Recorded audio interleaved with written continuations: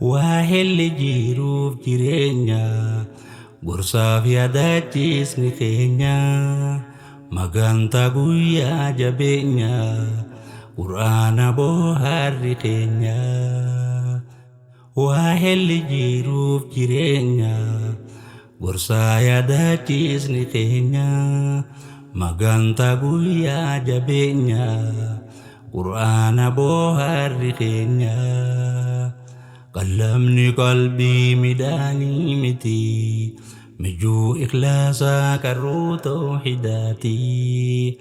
Qalamni qalbii midhaanii miti mijuu ikhlaasaa qarruu tawhiidaati.